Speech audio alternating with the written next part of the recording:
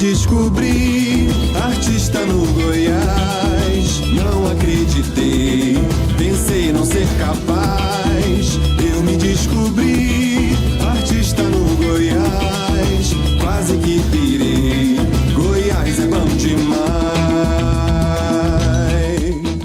Isso mesmo, né, Léo? Já está aqui com a gente para bater um papo o Dr. Bernardo Barreira. Ele é médico urologista, professor. Opa. Vai falar com a gente esse assunto sério. Nós já estamos aí na metade do mês de novembro, o mês Novembro Azul, né? Azul. Um mês dedicado à saúde dos homens. Você procura um médico diariamente? Diariamente não, porque ninguém tem esse hábito. Vamos falar a verdade, agora você até tirar meu óculos, porque nós estamos entrando numa questão muito interessante, que é o Novembro Azul, e é o mês do medo dos meninos, que todos nós... Que dia que você vai no médico? Não, eu se deixar eu vou sempre, né? Eu se deixar eu não vou nunca, porque o que acontece comigo? Eu vou na hora que eu estiver na maca. Então a maioria dos homens... Já o médico agora descobriu uma pré-diabetes, descobriu não sei o que, eu não quero ir mais não. Tô te falando, a maioria dos homens... Não, a maioria não, acho que 90% dos homens só vai no médico em última instância. E principalmente agora, nesse mês de Novembro Azul, é uma questão tão delicada, que é um mês, assim, o terror da machaiada, e é para isso que o doutor tá aqui para nos esclarecer algumas coisas. Isso aí, doutor Bernardo Barreira, seja bem-vindo ao programa Viver Goiás. Muito obrigado, Breno, muito obrigado, Léo, muito obrigado por estar aqui falando com vocês, estou muito feliz. Então é o terror mesmo da machaiada. Falou que é novembro, acabou. O povo até some no consultório. Gente, é muito bom vocês abrirem com esse problema que a gente tem social, que é a dificuldade do homem ir no médico, que é uma coisa cultural em nosso meio, né? Eu costumo dizer que assim, a criança, a menina que vai no pediatra até o dia que ela menstrua. O dia que ela menstrua, aí a mãe leva no ginecologista e aí ela passa a ter esse médico que ela vai uma vez por ano, toda vez que ela tem um problema que não tem nada a ver com o ginecologista, ela tem essa referência desse médico. O homem parou de ir no pediatra, acabou. Só vai no médico quando deu alguma merda, quando teve um acidente ou quando teve uma apendicite, uma coisa, exatamente. Né? E a gente precisa mudar isso, porque o urologista é o médico do homem, né? E todo mundo precisa fazer um acompanhamento de saúde e tal. Tanto que a gente está nesse mês que a gente vai focar em câncer de próstata, mas a gente usa esse mês para falar de saúde do homem. Exatamente. E isso é uma questão tão importante e tão negligenciada que até o Ministério da Saúde percebeu isso. Em 2008, criou-se o Programa Nacional de Saúde do Homem, que é uma população que não vai no médico, que não toma remédio, que tem dificuldade em se perceber doente. Porque aqui no Goiás não toma chá. Exatamente. Tem sempre aquela tia, avó que prepara lá uma tachada de raiz, né? E tomou, acabou, a gente já vai pro boteco. Doutor, mas assim, por que essa questão assim desse mito, né, do Novembro Azul? Porque agora já vamos focar no Novembro Azul. É porque todo mundo fala a mesma coisa. Ó, chegou nesse período, 45 anos em diante, me corri se eu estiver errado, já chega lá no médico e já a temida, né, gente, a temida dedada. Procede isso? Por gentileza, nos ajuda. Procede. Na verdade, Léo, eu acho que vale a pena a gente comentar aqui que as coisas melhoraram bastante nos últimos anos, principalmente com esse trabalho que vocês estão ajudando a fazer aqui, de levar informação, de desmistificar as coisas. O homem, ele está indo mais ao médico, né? Bom, a gente vai começar a falar então de câncer de próstata, que é a neoplasia sólida mais frequente em humanos. A gente está esperando aí que nesse triênio 2022, 3, 4, tenham-se 72 mil novos casos por ano de câncer de próstata no Brasil, né? E é uma doença que, se a gente descobrir no começo, nós estamos falando de uma doença que tem 95% de chance de cura. Nossa. Entendeu? Só que é uma doença silenciosa, é uma doença que não dá nenhum sintoma até que ela esteja na fase avançada. Não sente nada? Nada. Então a gente tem que correr atrás dela. Por isso que a gente precisa que todo homem, a partir dos 50 anos, se não tiver fator de risco, e a partir dos 45, se tiver, a gente vai falar quais são eles, precisa ir no médico uma vez por ano, precisa ir no urologista uma vez por ano para fazer o exame do toque e do PSA. Doutor, mas precisa do exame do toque? Sobre a questão do PSA, teve uma mudança nesse sentido, né? Aí, antes, por exemplo, eu fui fazer uma cirurgia e eu fiz o PSA e ele deu uma pequena alteração. O médico, inclusive, não queria nem me fazer essa cirurgia porque disse que tinha que dar uma melhorada e tal, mas algumas pessoas alegaram, que o senhor também me ajuda, fator de nervosismo, medicamento, pode causar essa alteração quando a gente vai fazer esse exame? Sim, na verdade. E, assim, e sobre a mudança também, desculpa interromper, o PSA, então parece que estão querendo tirar essa questão do PSA. Não, na verdade a gente não está querendo tirar. O PSA é o marcador tumoral mais utilizado no mundo. O problema é que ele é um marcador para câncer de próstata que não é um marcador muito bom, porque ele é um marcador de próstata, ele não é um marcador de câncer de próstata. Por isso que tem se estudado uma série de novos marcadores ou marcadores acessórios para a gente poder rastrear melhor o câncer. É um dos motivos também da gente não confiar só no PSA e precisar do toque e às vezes até de outros... O PSA também a partir dos 45 anos? A partir dos 45 anos. É um dos motivos da gente precisar de outros métodos para poder confiar. Então, assim, existem outras coisas que alteram o PSA que não o câncer de próstata. Por exemplo, se você andou a cavalo na véspera de colher o PSA, isso vai alterar o exame. Quer dizer que você está com câncer? Não. Quer dizer que a coleta não observou esses cuidados. Uma infecção de urina, por exemplo, atrapalha o PSA também, ou altera o valor do PSA. Então, voltando aqui ao rastreamento para o câncer de próstata. A gente sabe que acima de determinados níveis de PSA, a chance do paciente ter câncer de próstata é maior, né? Para ajudar a gente nisso, o toque tem um papel importante, porque existem cânceres de próstata que não alteram o PSA. Então, quando a gente faz o exame do toque, que é um exame rápido, fácil, indolor, dura uns 15 segundos, não dói, não muda a sexualidade de ninguém, a gente consegue sentir a região posterior da glândula, onde estão 75% dos cânceres de próstata. E quando a textura da próstata, eu costumo explicar para os alunos que ela tem a textura dessa região aqui tenar da mão. Quando você sente um nódulo endurecido, como se fosse essa articulação, 60% deles é igual a câncer. Entendeu? E isso falando em rastreamento, existe uma nota técnica do Ministério da Saúde que faz uma recomendação pelo não rastreamento populacional do câncer de próstata. Isso mesmo. O que seria essa nota técnica? Isso aí não causaria mais câncer entre a população, porque o homem já não procura tanto médico assim. Exato, isso é algo que veio bem para atrapalhar. Essa nota saiu o mês passado. Outras sociedades médicas se juntaram, inclusive a Sociedade Brasileira de Urologia fez uma nota técnica explicando isso melhor. Eles se basearam em dados mais antigos de algumas populações que deixaram de fazer rastreamento do câncer de próstata, sob a justificativa de que se a gente for achar câncer demais, a gente vai achar alguns cânceres que não precisam ser tratados. E no caso do câncer de próstata, isso está certo, isso não está errado.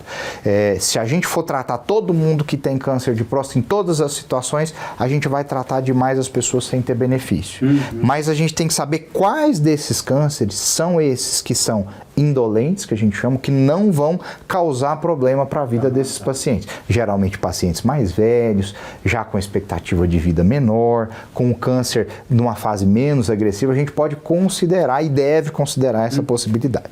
Só de não prosseguir. De não tratar, de não operar esse paciente, por exemplo.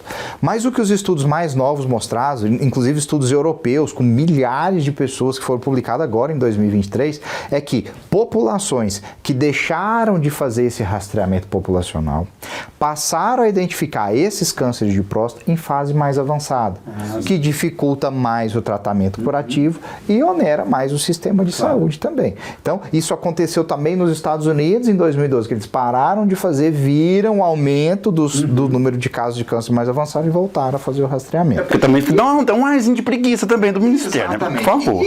E vamos ser bem, trazer as coisas para a nossa realidade. A gente já tem uma população que não tem acesso à saúde. É verdade, uma alimentação precária. Exato, você tem, por mais que eu sou um grande entusiasta do SUS, eu fui gestor no SUS durante muito tempo, acho que é fantástico o que o Serviço Público de Saúde consegue fazer, a gente não consegue atingir todas as populações. Então você já está falando de um país continental que as pessoas não têm, na sua média, acesso à saúde. O rastreamento é barato. Você precisa de um dedo e de um exame de sangue que custa R$30. Aí falou a arma que assustou todo mundo. Você precisa de um dedo. Gente, geralmente, eu queria entender o porquê. Olha lá, eu queria entender o porquê que eles são tão dedudos, meu povo. Esses dias a gente foi fazer um programa, meus amigos de infância me ligaram e falaram, olha, você podia deixar sua mão no bolso, você tá perdendo paciente, esse dedinho gordinho seu. Não, gente, é assim, parece que foi programado para ser médico nessa área, né? O dedo, além de ser grande, ainda é grosso, cara. Não, vai ter umas pessoas assim que vai querer pedir até telefone, o doutor me passa o WhatsApp. Sim, mas é esse clima de descontração que a gente tem que ter para levar essas coisas, né? A gente precisa levar o paciente do sexo masculino ao consultório médico, entender que é uma coisa normal. Poxa, eu tava dando uma aula mais cedo agora e uma mulher levantou a mão e falou, eu não sei o que esse povo tá reclamando disso. A gente que é mulher tem que passar por isso todo ano, numa posição mais desconfortável, com o ultrassom lá, o médico colocando o dedo e a gente não fala nada, vocês estão enchendo o saco por causa de um dedinho. É diferente, né? Diferente, porque, igual você falou no início, a mulher parece que foi preparada para isso, né? E o homem já foi podado nesse sentido. E realmente não muda em absolutamente nada a sexualidade. O que tiver que ser, vai ser, minha gente. Não vai ser um médico que vai te transformar em alguma coisa. O que fazer quando tem um diagnóstico de câncer de próstata e também o doutor, que não é padre, que a gente olha pra ele, conversando com o tem cara de padre. O padre Marco Aurélio, lá de Trindade, falar isso, um abraço, o padre Marco Aurélio, que é uma pessoa fantástica. E eu quero saber também que ele tem um hobby. Opa! E diz que é bom, viu? Usa os dedos. Uma função com os dedos que não é a função que vocês estão pensando. É porque, na verdade, o doutor, ele tem um hobby. Sim. E não é um hobby azul de bolinha branca, não, minha gente. É um hobby, assim, musical, cara. Eu acho fantástico isso. Porque, assim, nós precisamos também, né, doutor, de ter um hobby, de ter um momento de diversão, né? E a gente usa muito essa questão do programa pra gente falar coisas sérias, mas com a pitada de humor, porque eu acho que o humor faz parte de um monte de coisa e, lógico, que todo mundo vai passar por essa situação de ir ao urologista, ao proctologista. Qual que é a diferença de um com o outro? Ah, importante essa pergunta. E se confunde muito, né? Porque como a gente faz o toque retal, as pessoas confundem que os problemas anais ou proctológicos a gente cuida também, mas isso é o papel do proctologista. Na verdade, ele cuida da parte final do aparelho digestivo, né? Então, os intestinos grossos, né? Às vezes até o delgado um pouquinho, e os problemas anais, de ânus, canal anal, ele que cuida. O que é para homem e para mulher também. E, inclusive, é bom usar esse espaço para definir, para o pessoal entender o que o urologista faz, né? O urologista é o médico que tem uma formação em cirurgia, né? Então ele é um cirurgião que trata dos problemas de todo o trato urinário, dos homens e das mulheres. O urologista também cuida de mulher, né? Então, problemas nos rins, tumores nos rins, pedras nos rins, é a gente que opera. É até bom falar isso, que muitas vezes... Excelente. Exatamente. Problemas da bexiga, tumores da bexiga, dificuldades urinárias, é o urologista que trata. E trata do sistema reprodutor masculino. Interessante. Não, Breno, porque a gente terminou numa questão e agora ele falou de questões urinárias, né? A hiperplasia prostática. Isso, da hiperplasia prostática benigna. Benigna. Então, ela é uma questão que afeta, né, os homens também, e ela tem algumas causazinhas, tal, alguns desconfortos, mas, porém, não chega a ser algo que tem que ser, assim, cirúrgico. Não necessariamente. Bom você tocar nesse assunto, Léo. A gente tem que entender que a próstata não tem só câncer como problema dela. Uma situação até mais frequente do que o câncer de próstata é o crescimento benigno da próstata, que a gente chama de hiperplasia prostática benigna. Isso é uma condição inexorável do envelhecimento. Se a gente viver muito, a nossa próstata vai crescer, vai aumentar de tamanho. Algumas pessoas não vão ter repercussões clínicas disso, não vão ter sintomas com isso, e outras pessoas vão ter.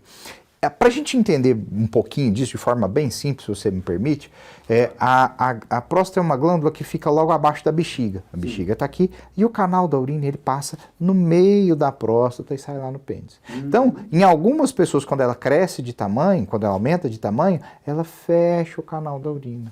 E aí começam os distúrbios miccionais. E hiperplasia prostática não tem nada a ver com câncer. Uma pessoa com câncer pode ter hiperplasia e uma pessoa com hiperplasia pode ter câncer, mas não tem uma relação direta uma com a outra. O que acontece é que Muitas vezes o paciente com hiperplasia prostática benigna começa a ter sintoma e aí isso leva ele ao médico, geralmente quando a coisa já está bem desandando.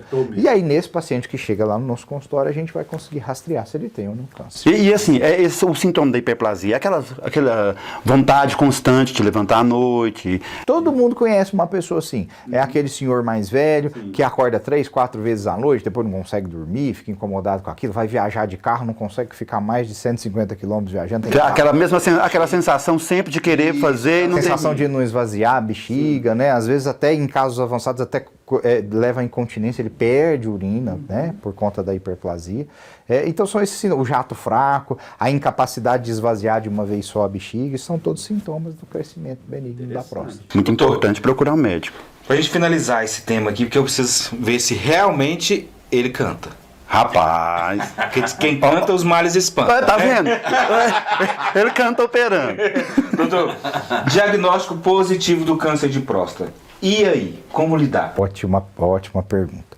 Na verdade, é um momento muito difícil na vida do homem e, obviamente, de qualquer pessoa com câncer, né? De repente, a pessoa se depara com a finitude da vida, né? Então, a gente tem que acolher esse paciente, né? Tem que explicar. Primeiro assim, fez o diagnóstico do câncer, a gente tem que saber se a doença está localizada ou se ela já mandou células para outros lugares do corpo, que é o que a gente chama de metástase.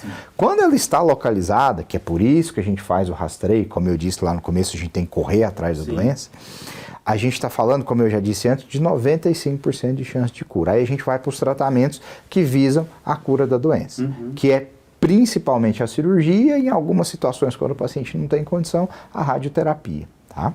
Bom, e hoje essas técnicas cirúrgicas elas melhoraram bastante. E aqui a gente enfrenta uma outra parte do tabu em relação ao câncer de próstata. Que às vezes o paciente fala, eu não vou no médico porque eu não quero descobrir a doença, porque eu não quero ter que operar, porque eu não quero ficar impotente. Quem procura exatamente, a gente escuta isso muito no consultório. Mas o fato é que sim, existe mesmo uma relação da cirurgia para tratar o câncer de próstata, tanto com incontinência urinária como com disfunção sexual. A chance disso acontecer é pequena, mas existe. Mas tudo em cirurgia, tudo em medicina, é risco-benefício. Poxa, mas eu tenho uma chance de não ficar tão bom na cama, mas qual que é o benefício? Ver seus netos crescerem. Curar um câncer. Uma doença que se você não fizer nada vai te matar em 3. Então a probabilidade da pessoa ficar tipo... Mas essa probabilidade existe, é pequena, né? Menos de 10% nas pessoas. E tem diminuído mais ainda com as novas técnicas cirúrgicas que a gente tem. Operar, a cirurgia para câncer de próstata é uma cirurgia muito recente, tem 41 anos que se faz essa cirurgia com sucesso, né? Porque tecnicamente é muito complicado, a próstata é uma glândula que fica muito interna, o acesso é muito difícil, né?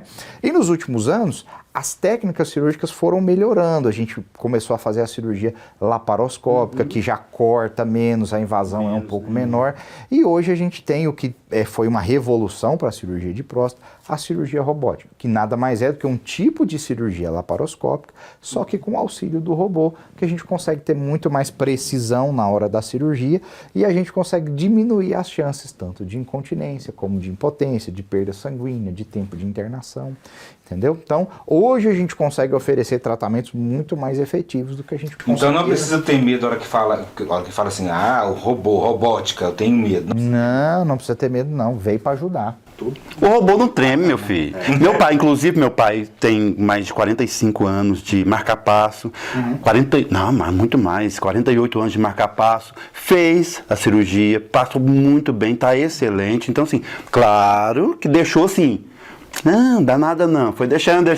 Quando foi ver, né, o trem já estava lascado. Então mas assim, diante de uma situação dessa, como ele enfrentou, né, já há 48 anos, com marca-passo, já é uma pessoa que já está com seus 79 anos, passou pela cirurgia, corre tudo bem, já tem um tempo que ele fez, mas assim, tem muitas coisas que a gente coloca na nossa cabeça e começa a trabalhar aquilo ali, que não vai dar errado e tal, e também leva a questões que envolvem muito o que afeta o homem, né, a questão da impotência sexual, que não é uma regra que vai acontecer. É verdade. E se acontecer, tem tratamento. Isso é importante falar também. Mesmo que aconteça, mesmo que o paciente tenha uma dificuldade sexual, isso tem tratamento hoje. Tanto com medicação injetável, com prótese peniana, o paciente vai ter vida sexual satisfatória. Pode ficar tranquilo. Tá ligado. Então, tá vendo, né, pessoal? Quanto isso, doutor, pega aí o violão. Pega o instrumento, doutor. Eu quero saber, porque diz que canta muito. Doutor, mas e aí? Já vai vir pro churrasco já. Ah, pronto. Já vai vir pro churrasco, nós vamos fazer um mutirão de toque. Vamos ver como é que tá a próstata do povo. Mas de onde surgiu? Mas isso não me ajuda, porque o pessoal já vê meu dedo e já vai embora. Vai ter que tocar com a luva maior, né? De onde surgiu o amor pela música? Gente, Breno, Léo, isso começou na época que eu estudava para o vestibular, né? Eu estudei para passar no vestibular aqui na UFG, hoje eu tenho o privilégio de dar aula na faculdade onde eu estudei, e aquela loucura, né? Estudar 8 horas por dia, 9 horas por dia e tal. Aí a válvula de escape era o violão. Né?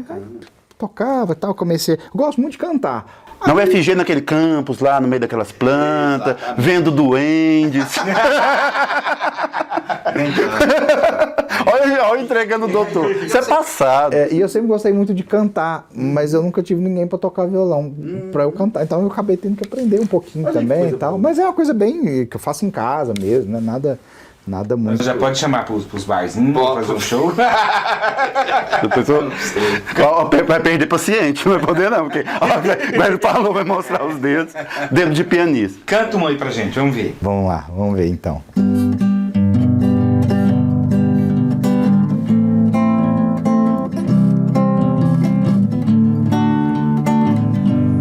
Oh, meu amor, não fique triste.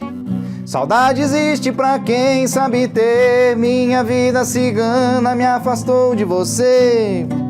Por algum tempo eu vou ter que viver por aqui, longe de você, longe dos seus carinhos e do seu olhar que me acompanha já tem muito tempo.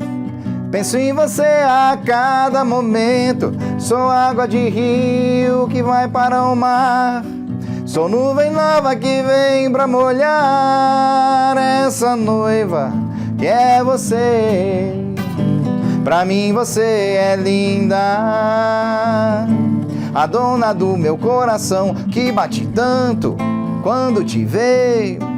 É a verdade que me faz viver. O meu coração bate tanto quando te vê. É a verdade que me faz viver. O meu coração bate tanto quando te vê. É a verdade que me faz viver. Aí, parabéns. Já vamos ter que chamar ele pro churrasco. Não, pronto, já tá feito. Que bacana. Tomar um suquinho de uva, de abacaxi. Você bebe cerveja, doutor? Final de semana. Pronto. O povo fica aí remendando, que pensa que é médico, né? Um médico tem que ser assim, igual o padre, né? Certinho, não. Médico também se diverte, tem vida, tem família, vai.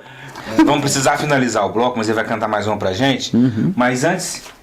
Finalizando o nosso tema, Novembro Azul, qual que é a dica que o senhor daria tantas mulheres que estão em casa assistindo aí, estão com seus maridos, os homens que estão assistindo o programa Viver Goiás hoje, que dica e o que o senhor fala para esse pessoal aí, a importância de procurar um médico, a importância de estar fazendo aí uma preventivo, né, na verdade, né? São exames preventivos. Exato, a gente precisa cuidar da saúde, a gente precisa perder esse preconceito de ir ao médico.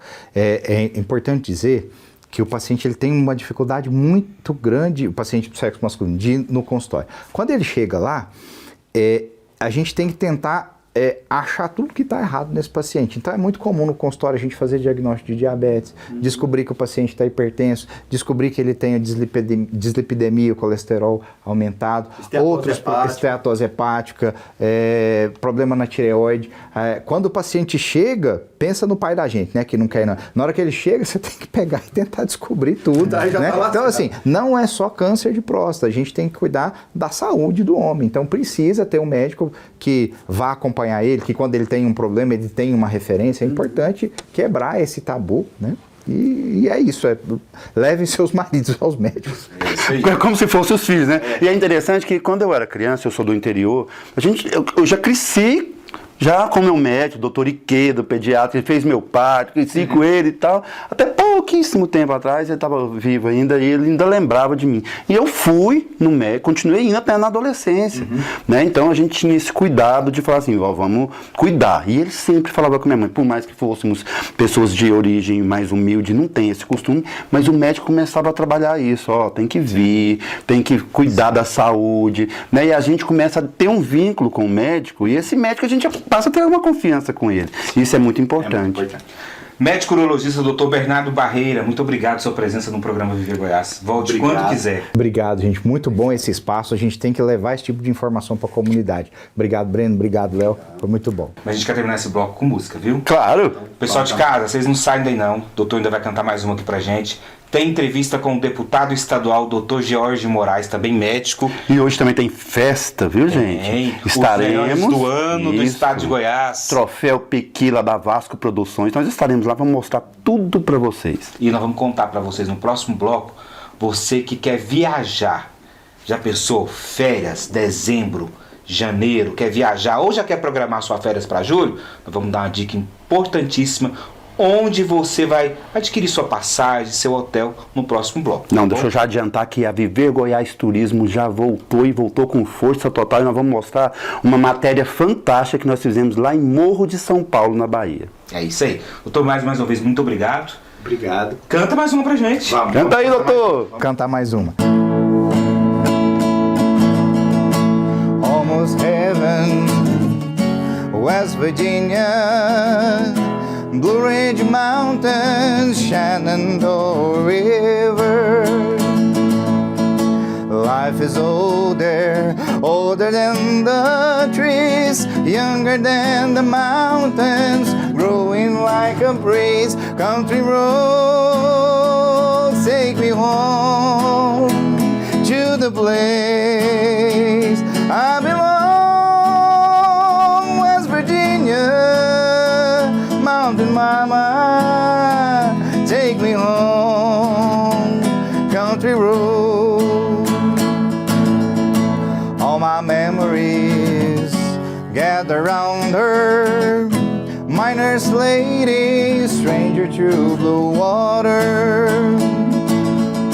Dark and dusty, painted on the sky, miss the taste of moonshine, teardrop in my eyes. Country roads take me home to the place I belong, West Virginia, Mountain Mama, take me home, country road.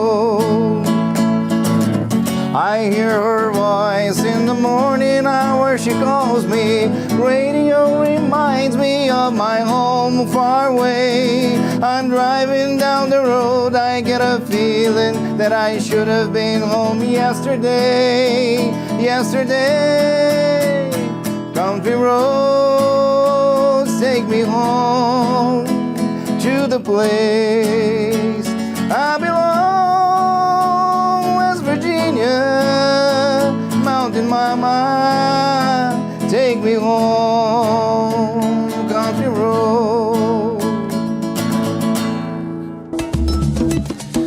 Eu me descobri artista no Goiás, não acreditei, pensei não ser capaz.